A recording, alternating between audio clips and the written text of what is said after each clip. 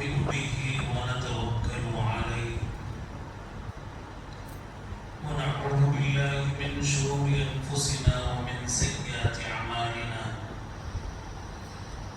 من يهده الله فلا مضل له ومن يضلله فلا هادي له ونشهد أن لا إله إلا الله وحده لا شريك له ونشهد أن سيدنا ونبينا ومولانا محمدا عبده ورسوله أرسله بالحق بشيرا ونذيرا وداعيا إلى الله بإذنه سراجا وقمرا منيرا فأعوذ بالله من الشيطان الرجيم بسم الله الرحمن الرحيم لقد كان لكم في رسول الله أسوة حسنة صدق الله العظيم وصدق رسوله النبي الكريم ونحن على ذلك من الشاهدين والشاكرين والحمد لله رب العالمين إلى يوم الدين اللهم صل على محمد كلما ذكره الذاكرون وكلما عن غفله الغافلون معزز سامعین اکرام و ملت اسلامیہ کے عزیز نوجوان دوستو، سورۃ الاحزاب کی آیت کریمہ کا ایک حصہ تلاوت کیا گیا ہے جس کے اندر اللہ تبارک و تعالی ارشاد فرماتا ہے لقد کان لکم، تحقیق کیے تمہارے لیے اللہ کے رسول صلی اللہ علیہ وسلم کا نمونہ موجود ہے، فی رسول اللہ اسوۃ حسنہ، اللہ کے نبی صلی اللہ علیہ وسلم میں تمہارے لیے ایک اسوہ حسنہ موجود ہے۔ آگے اللہ تعالیٰ ارشاد فرمایا لمن کان یرجو اللہ، اور اس آدمی کے لیے جو اللہ سے ملاقات کی امید رکھتا ہو، جو اللہ کو مانتا ہو اور آخرت پر جس کا ایمان ہو اور زیادہ سے زیادہ ہو اللہ کا ذکر کرتا ہو، ایسے لوگوں کے لیے اسوہ حسنہ اللہ کے نبی صلی اللہ علیہ وسلم کی سیرت مبارکہ، اور اس کے علاوہ ساری انسانیت کے لیے قیامت تک کے لیے جتنے بھی انسان آئیں گے ان کے لیے بھی اسوہ حسنہ میرے اور آپ کے آقا صلی اللہ علیہ وسلم کی سیرت مبارکہ، سیرت النبی صلی اللہ علیہ وسلم اور سیرت مبارکہ کا ایک سلسلہ چل رہا ہے جس کے اندر آپ صلی اللہ علیہ وسلم کی پیدائش سے پہلے کے واقعات اور پیدائش کے بعد کے واقعات، جب آپ دودھ پیتے تھے اور پھر اس کے بعد 2 سال کی عمر مبارک، 4 سال، 6 سال، 10 سال، 12 سال ہم پہنچ چکے ہیں۔ اب اس کے آگے کے واقعات، آپ صلی اللہ علیہ وسلم جوانی میں پہنچے ہیں 25 سال کی عمر مبارک تک۔ آپ صلی اللہ علیہ وسلم تجارت فرماتے تھے 25 سال کی عمر مبارک، اس سے پہلے بھی آپ تجارت فرماتے تھے۔ اب یہ سیرت کے واقعات اور سیرت نبی صلی اللہ علیہ وسلم کا سنانے کا صرف اور صرف ایک مقصد ہے، وہ ہماری زندگیوں کے اندر انقلاب آئے، ہماری زندگی مصطفیٰ صلی اللہ علیہ وسلم کے طریقے پر چل پڑے، اور آپ صلی اللہ علیہ وسلم کی سیرت مبارکہ ہماری زندگیوں کے اندر آئے، کھانے پینے میں، تجارت میں، اٹھنے بیٹھنے میں، معاشرت میں، اپنے گھر کے اندر، ہر جگہ آپ صلی اللہ علیہ وسلم کا نمونہ ہمارے سامنے ہے۔ ہم مسلمان ہیں الحمدللہ، آپ صلی اللہ علیہ وسلم سے بڑھ کر ہمارے لیے اس دنیا کے اندر کوئی ہے ہی نہیں۔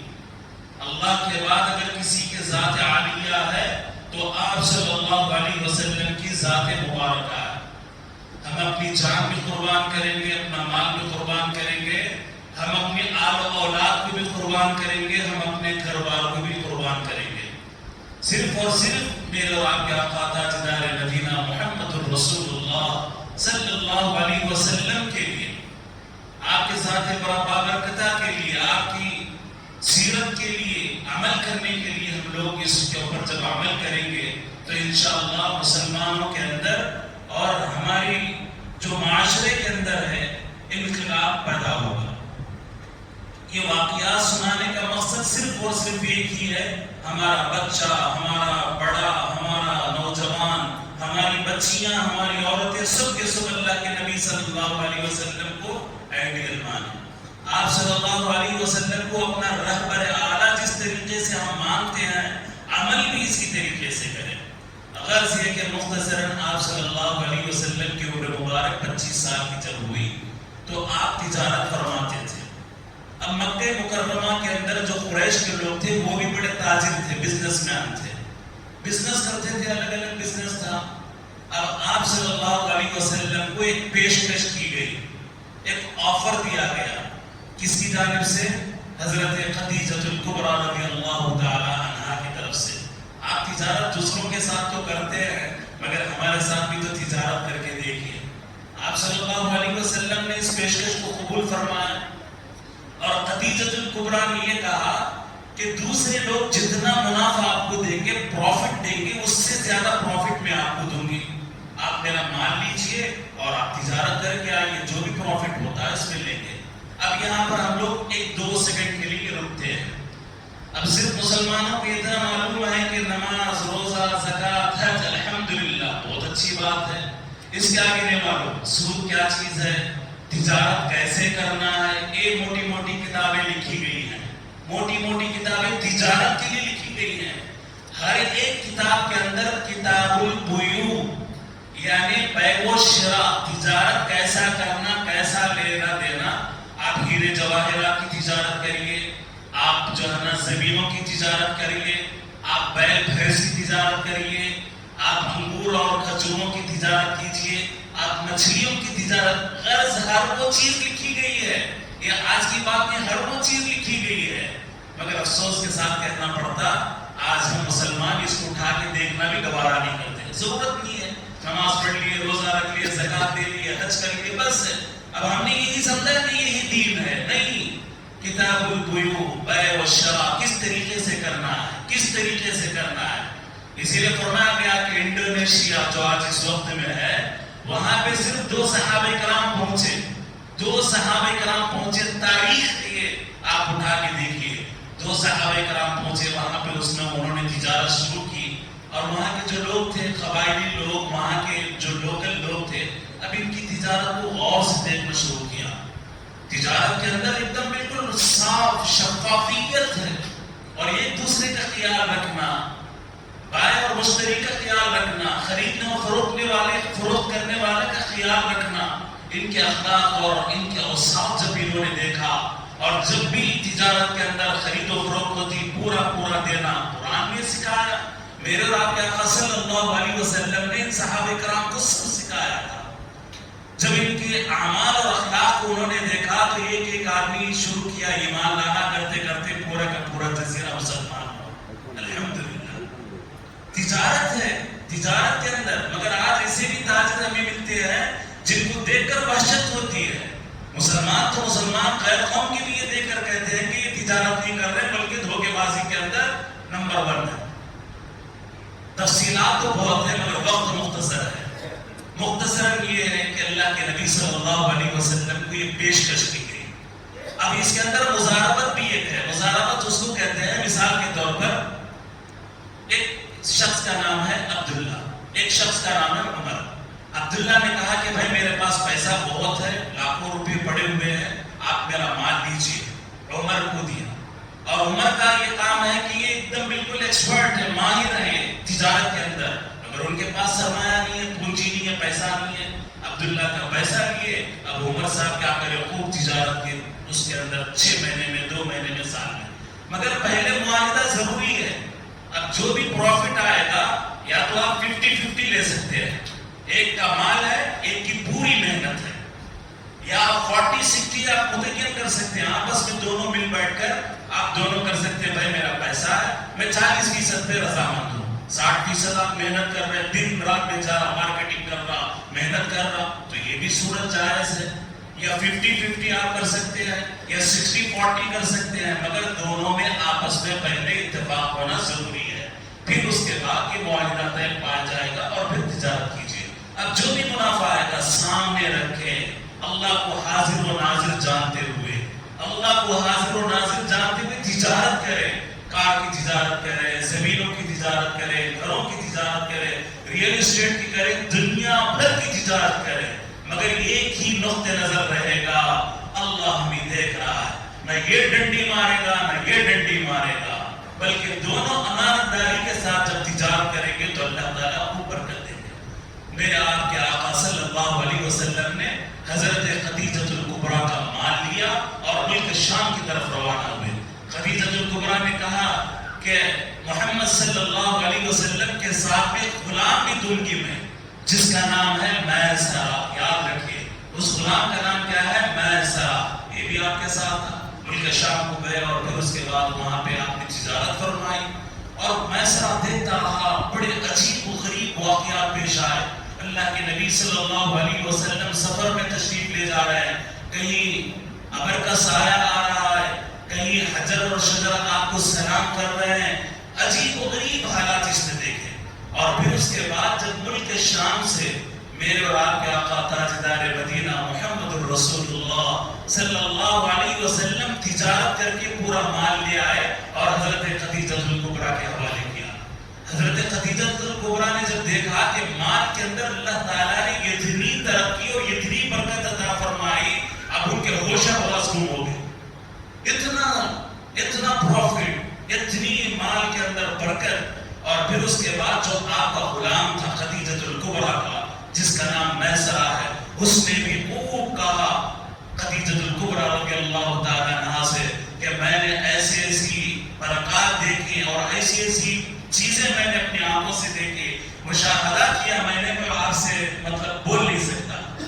بالآخر گوہر، جو نایاب گوہر جس کو کہتے ہیں، جو نایاب ہیرا جس کو کہتے ہیں، خدیجہ الکبریٰ کو مل چکا تھا، جس کی وہ تلاش میں تھی۔ اور یہ بھی بتاتے چلو حضرت خدیجہ الکبریٰ بیوہ ہو چکی تھی۔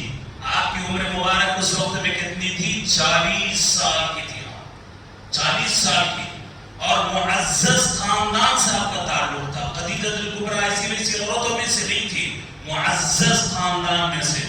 اور الحمدللہ ثم الحمدللہ، عرب میں خاندانوں میں خاتون میں سے ایسی معزز تھی، حسین اور جمیل بھی تھی، مال بھی آپ کو اللہ تعالیٰ نے بے پناہ عطا کیا تھا، خوبصورتی بھی آپ کو اللہ تعالیٰ نے بے پناہ عطا کیا تھا، خدیجہ الکبریٰ رضی اللہ تعالیٰ عنہا۔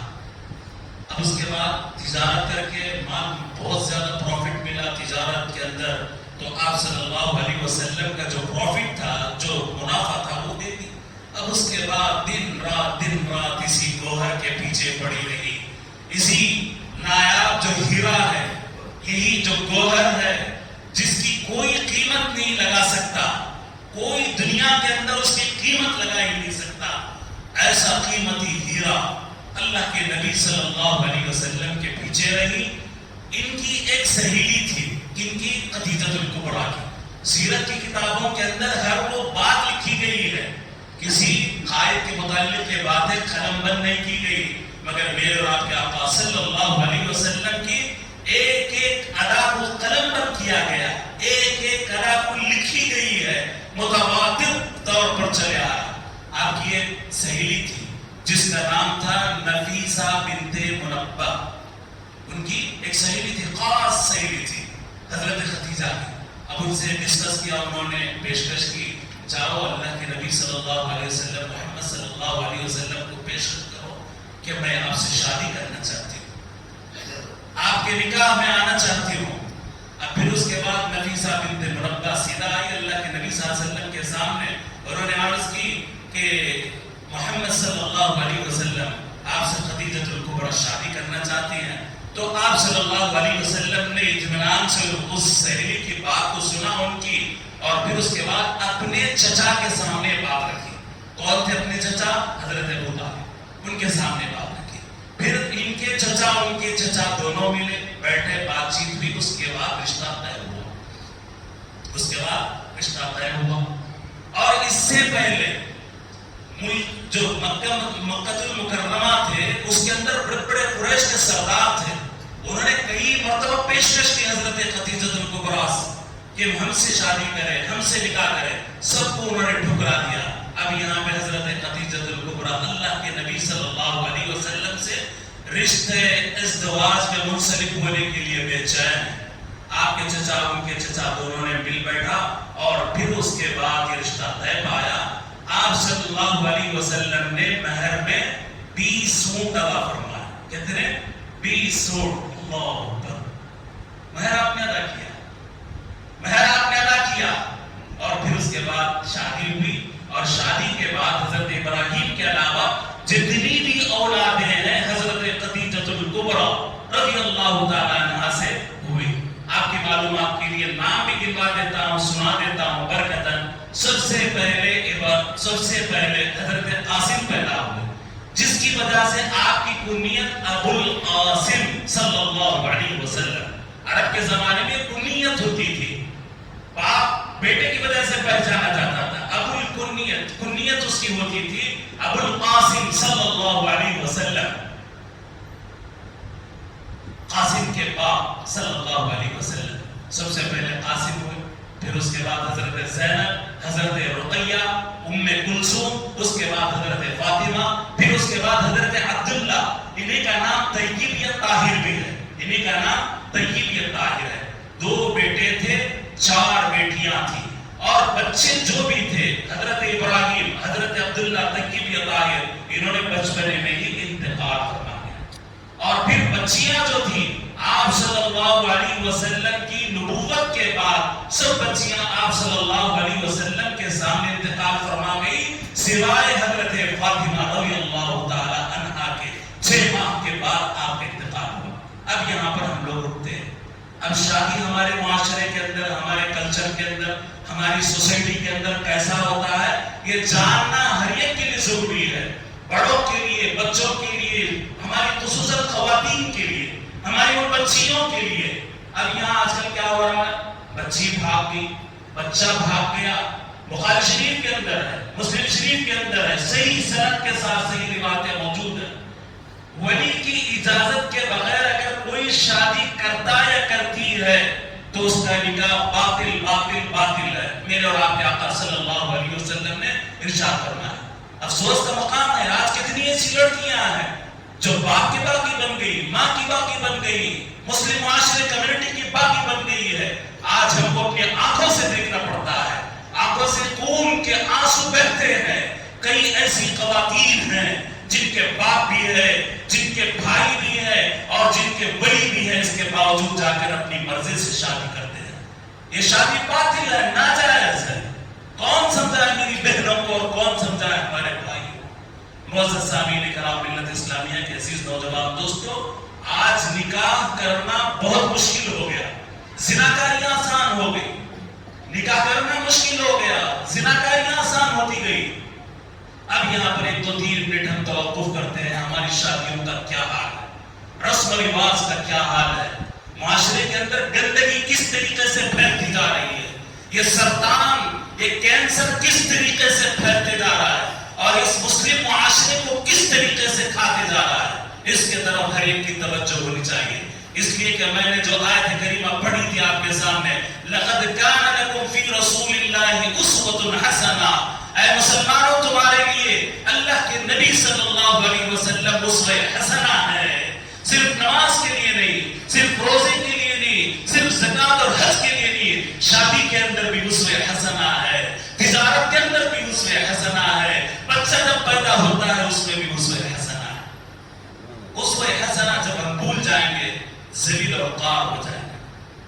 اب شادی بچی کی ہو یا بچے کی ہو، اب حدیث شریف کے اندر آتا ہے 4 وجوہات کی بنا پر شادی کی جاتی ہے، وَلِدِينِهَا وَلِحَسَبِهَا وَلِجَمَالِهَا وَلِمَالِهَا۔ اللہ کے نبی صلی اللہ علیہ وسلم نے ارشاد فرمایا ان 4 چیزوں کو دیکھو، حسب نسب دیکھو، بچے کا یا بچی کا، ان کا حسب کیسا ہے، ان کا نسب کیسا ہے، شریف خاندان کے بھی ہیں یا نہیں ہے دیکھو، کہیں غنڈہ گردی کرنے والے تو نہیں ہے، کہیں شراب نوشی والے تو نہیں ہے، کہیں سود خوار گھرانے والے تو نہیں ہے، یہ سب کا سب یہ دیکھو، حسب نسب دیکھو، پھر اس کے بعد خوبصورتی دیکھو، پھر اس کے بعد مال بھی دیکھو، پھر اس کے بعد دین بھی دیکھو. اب سوچے پہلے دین ہے، دین کو دیکھو. بچی کے اخلاق کیسے ہیں، بچے کے اخلاق کیسے ہیں؟ نہیں، بچی ماشاءاللہ نیشنل کمپنی میں، انٹرنیشنل کمپنی میں کام کر رہی ہے، 50-60 ہزار کما رہی ہے، بس ختم، اٹھاؤ بچے کو دے دو، ذبح کر دو، ختم، قصہ ختم. نہ کوئی تحقیق کی ضرورت، نہ کچھ، نہ کیا. بچہ اچھی جاب کر رہا، 60-70 ہزار لا رہا، تحقیق کی ضرورت نہیں. ابھی تحقیق کی بات آئی تو یہاں بھی یہ بات بتاتے چلو. آپ ہر تحقیق کرنے والے تحقیق کرتے ہیں، بعض مرتبہ تو تحقیق کا تو نام ہی نہیں ہے، چٹ منگنی پٹ پیا، اس کے نتائج بھی ویسے ہی ہو رہے. اب جب تحقیق کے لیے نکلتے ہیں، حجام کے پاس جائیں گے، سلطان کے پاس جائیں گے، محلے والوں کے پاس جائیں گے، کبھی ہم اپنی بچی کی تحقیق کے لیے اس مسجد کی چوکھٹ پر نہیں آتے. مسجد کے صدر سے پوچھے، مسجد کے امام سے پوچھے، مسجد کے مؤذن اور خطیب سے پوچھے کہ بچہ یہ نماز کو بھی آتا یا نہیں ہے. 5 وقت کا نماز ہی نہیں تو نہیں، کم سے کم جمعہ سورت تو دکھاتا ہی نہیں. اس کی ضرورت ہی نہیں بھائی، اس کی کیا ضرورت ہے؟ ہم سلطان کے پاس جائیں گے، جو فائنانسر ہے اس کے پاس جائیں گے، پوچھیں گے بھائی بچہ کیسا ہے، فوٹو بھی دکھائیں گے، سب کچھ تحقیق کریں گے. مگر دین کے بارے میں تحقیق کرنے کی ضرورت کچھ بھی نہیں ہے، نتائج بھی وہی نکلتے ہیں. بچہ کسی اور 3 سے افیئر چلا رہا ہے اور دوسرے مہینے میں بچی کا طلاق ہو رہا، خلا ہو رہا، نعوذ باللہ من ذالک. آج کیا دیکھ رہے ہیں ہم اپنے آنکھوں سے؟ یہ معاشرے کے اندر یہ گندگی کیسے پھیلتی جا رہی ہے، اس کے ذمہ دار بڑے ہیں، ہم ذمہ دار ہیں اس کے.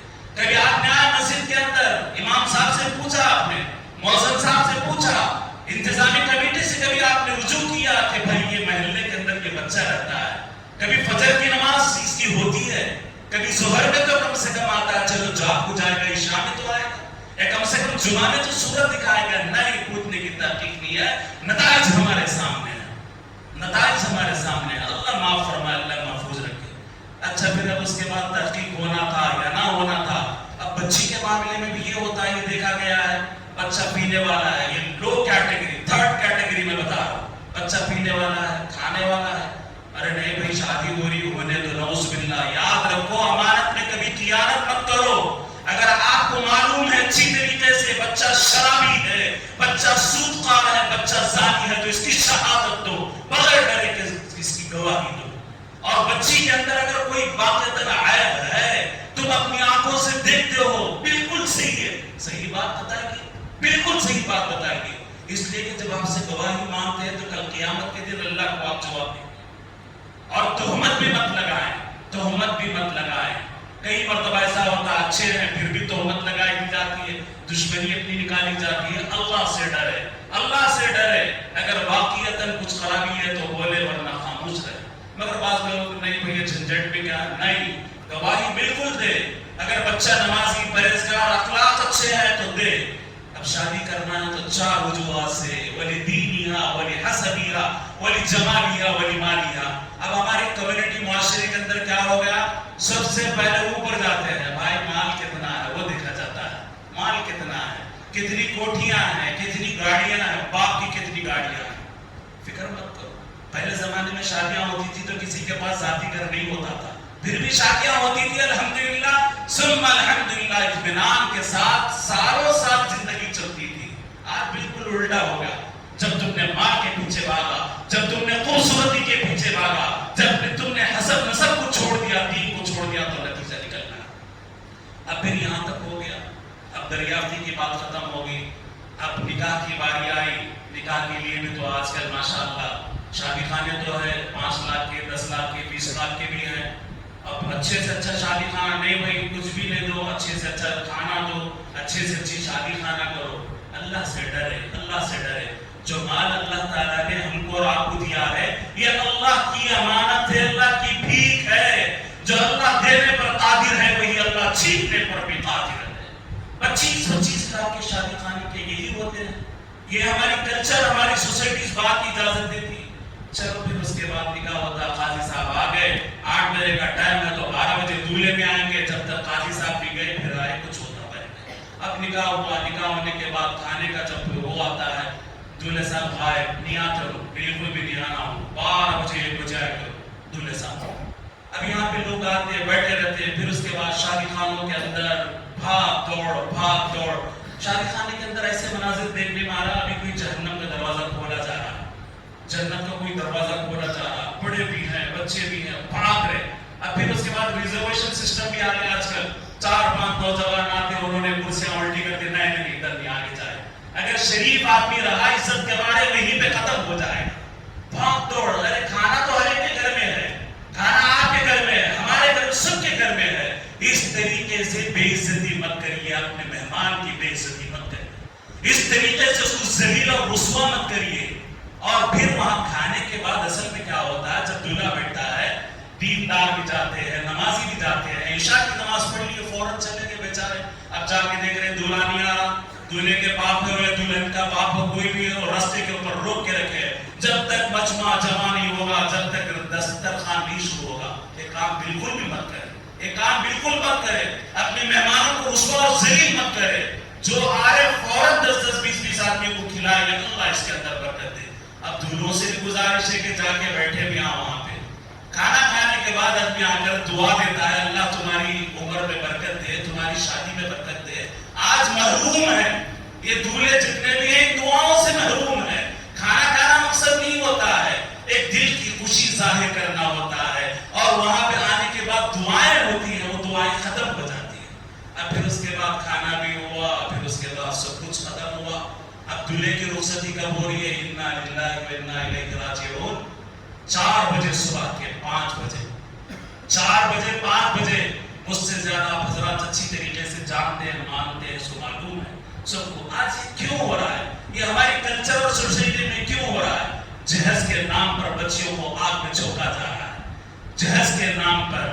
اب پھر اس کے بعد گھر کے اندر عورتیں ہوتی ہیں، نہیں اب مردوں کے سامنے مان لو پیچھے سے الگ لا کے دیں گے. پیچھے سے کیا خاک لا کے دیں گے؟ 10 تولے ہے، نہیں 20 تولے ہم دیں گے مان لو. پھر اس کے بعد زندگی بھر اسی سود کے اندر پڑے ہو. یہ رسم و رواج اللہ کے لیے، خدا کے لیے ختم کرے. یہ رسم و رواج کو ختم کرنا ہے.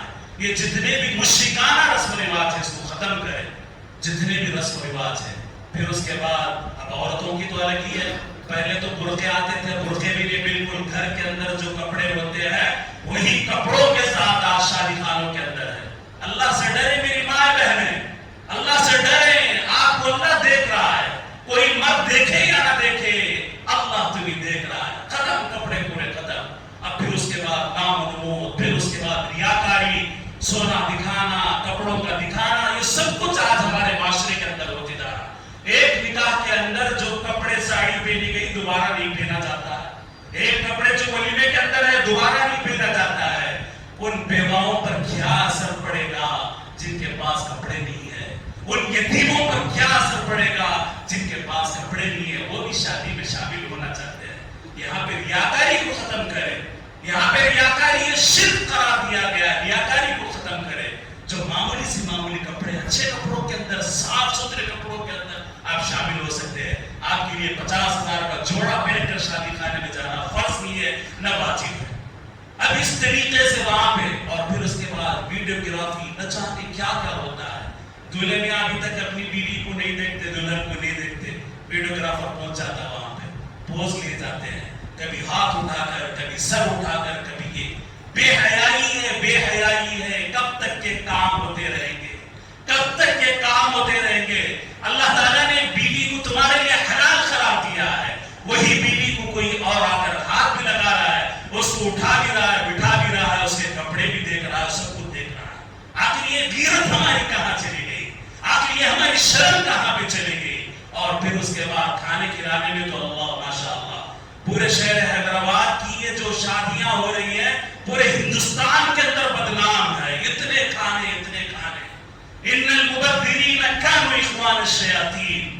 جو حد سے زیادہ فضول خرچی کرنے والے ہیں شیطان کے بارے. اب ایک انڈسٹری بن گئی واضح طور پر. ناچنے والے آئیں گے 50-60 ہزار یہ حجام لے جائیں گے.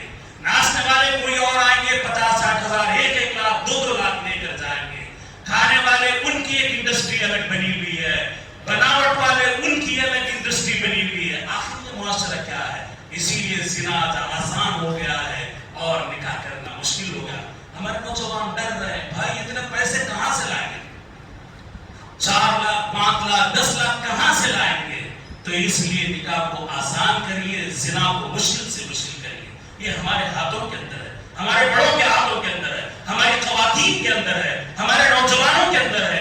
آپ صاف ریجیکٹ کریں۔ اب پھر جب بھی موتون ہوتی ہے جہیز کے متعلق، پھر پیسوں کے متعلق، گاڑی کے متعلق، فلیٹ کے متعلق، ہر ایک کا الگ اسٹیٹس ہوتا ہے، ہر ایک کا الگ بھاؤ ہوتا ہے۔ اگر یو ایس اے کا بکرا ہے تو اس کا الگ ہے، یو کے کا بکرا ہے تو الگ ہے، سعودیہ کا بکرا ہے تو الگ ہے، انڈیا کا ہے تو الگ ہے۔ ہاں میں یہ بھی آپ حضرات کے سامنے کہتا ہوں، کئی نوجوانوں کو میں جانتا ہوں جو امریکہ کے اندر ہے، آسٹریلیا کے اندر ہے، انہوں نے اپنے ماں باپ سے کہا کہ ایک پیسہ نہیں لیں گے۔ الحمدللہ ثم الحمدللہ، ایسے بھی نوجوان بچے میں نے دیکھے ہیں، ایسے بھی بچے آج زندہ ہیں۔ تو میں تمام نوجوانوں سے کہتا ہوں کہ بالکل نہ بکے، بکروں کی طریقے سے نہ بکے، اپنے ماں باپ کو صحیح کہے، ایک پیسے کی ہم کو ضرورت نہیں ہے، تب جا کر ہمارے معاشرے کے اندر انقلاب آ سکتا ہے۔ میرے اور آپ کے آقا صلی اللہ علیہ وسلم کی شادی مبارکہ تھی، آپ نے 20 اونٹ مہر میں دیے۔ یہاں پر ایک سیکنڈ اور توقف کرتا ہوں، کتنے بڑے لوگ ایسے ہیں یا ہم میں سے کتنے نوجوان ایسے ہیں جو آج تک مہر نہیں ادا کیے؟ فوراً مہر ادا کرنے کی کوشش کیجیے۔ روایتوں کے اندر آتا ہے کوئی آدمی مہر دینے کی نیت سے شادی نہ کرے اور اس کی نیت ہی نہیں مہر دینا۔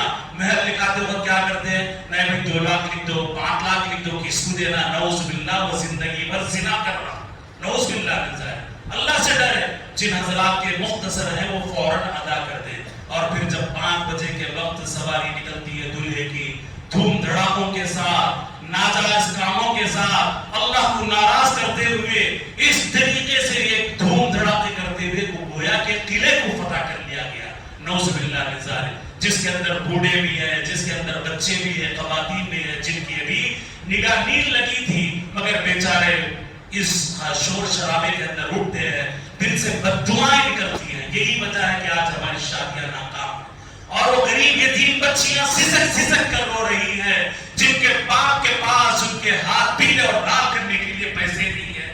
جب ان کے سامنے سے دھوم دھڑاکا نکلتا ہے، بد دعائیں نکلتی ہے۔ ان تمام چیزوں سے بچیں، اپنے آپ کو بھی بچائیں، معاشرے کو بھی تبدیل کرنے کی ہر ایک کی ذمہ داری ہے۔ اللہ تعالیٰ سے دعا کیجیے کہ اللہ تعالیٰ مجھے اور آپ کو حضور پاک صلی اللہ علیہ وسلم کے نقش قدم